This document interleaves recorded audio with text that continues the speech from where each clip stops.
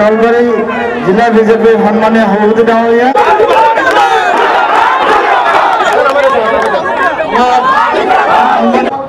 এনেধৰণে বটল নিক্ষেপ কৰি এনেধৰণে আক্ৰমণ কৰা ঘটনা আগতে কেতিয়াও ঘটা নাই। অসমৰ জনসাধাৰণে গণতন্ত্ৰৰ মাধ্যমেৰে আমাৰ মুখ্যমন্ত্ৰী ডাঙৰীয়াক মুখ্যমন্ত্ৰীৰ আসনত বহুৱাইছে।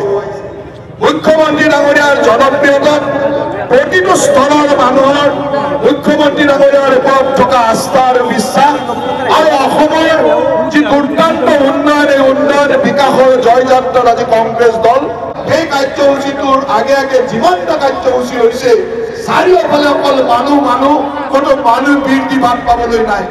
প্ৰতিজন মানুহে যুৱচামৰ পৰা একেবাৰে জ্যেষ্ঠজনলৈকে সকলোৱে তেওঁৰ ওচৰত আহিছে, তেওঁক চুই চাইছে, তেওঁৰ লগত কথা পাতিছে, তেওঁৰ লগত অন্তৰেৰে আলাপ কৰিছে। আমি গৰিহণা জনাইছোঁ আৰু সেই গৰিহণাক লক্ষ্য কৰি মই কাৰ্যকৰ্তাসকলক শ্লোগান দিয়াৰ বাবে অনুৰোধ জনাইছোঁ। কংগ্ৰেছ দলৰ নেতৃবৃন্দৰ লগতে এই সতীৰ্থসকলক সন্মতি দিয়ক যে ৰাজনৈতিক যুদ্ধ ৰাজনৈতিক ক্ষেত্ৰতে যদি কৰিব পাৰে কৰক, আমাৰ ক'বলগীয়া নাই। কিন্তু ৰাজনৈতিক ক্ষেত্ৰতে যুদ্ধ কৰিব নোৱাৰি। এই ধৰণৰ এটা অপসংস্কৃতি, যি সংস্কৃতি আজি কাশ্মীৰত দেখা যোৱা যায়, অসমত এই সংস্কৃতি কেতিয়াও নাছিল। অসমত বিৰোধী দলৰ নেতাজনক সন্মান কৰে।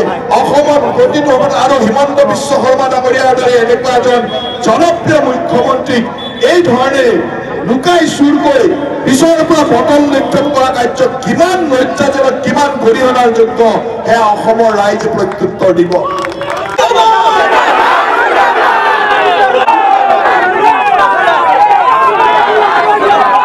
তেখেতৰ গাড়ীলৈকে মানে বস্তু নিক্ষেপ কৰি তেখেতক এটা অপমান কাৰ্যসূচীত আমাৰ মাজত উপস্থিত আছে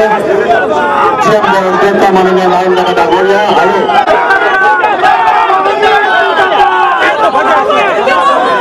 ভ্ৰমণৰ সময়ত আমাৰ মাননীয় মুখ্যমন্ত্ৰী ডাঙৰীয়াক কংগ্ৰেছ দলৰ দুৰ্বৃত্তই যি ধৰণে বটল নিক্ষেপ কৰিছে সি সঁচাকৈ গৰিহণাৰ যোগ্য।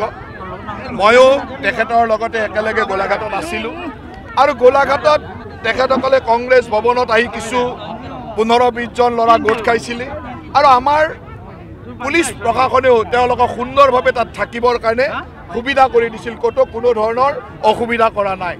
তাৰপিছত মুখ্যমন্ত্ৰী ডাঙৰীয়াই সেইফালেৰে যাওঁতে আগবাঢ়ি যাওঁতে গাড়ীখন লৈ আগবাঢ়ি যাওঁতে গাড়ীলৈকে বটল নিক্ষেপ কৰা কাৰ্যটো সঁচাকৈ অত্যন্ত গৰিহণাৰ যোগ্য।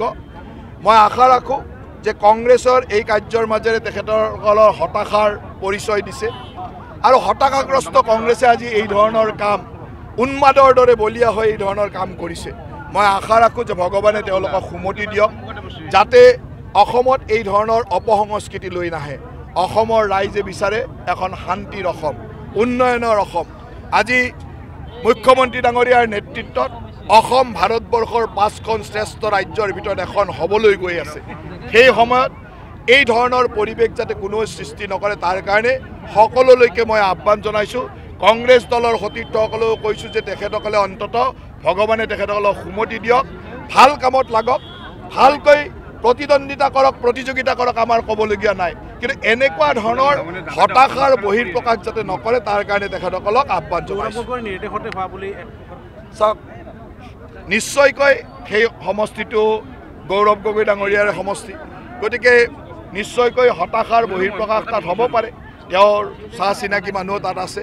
কি হৈছে আমি ক'বলৈ নাযাওঁ, কিন্তু যি হৈছে সেয়া অত্যন্ত দুৰ্ভাগ্যজনক আৰু অত্যন্ত লজ্জাজনক। তাৰমানে এইটো কথা ক'ব বিচাৰে নেকি যে কংগ্ৰেছে যিহেতু কৰিছে গতিকে গৌৰৱে দায়িত্ব ল'ব লাগিব? তাত যি কাম কৰিলেও নেতৃত্বইতো দায়িত্ব ল'ব লাগিব আৰু নেতৃত্বই নহ'লে তাক নিয়ন্ত্ৰণ কৰিব লাগিব। এতিয়া আগন্তুক দিনত এই কথাবিলাক নিয়ন্ত্ৰণ কৰে নে দায়িত্ব লয় সেইটো আমি চাম।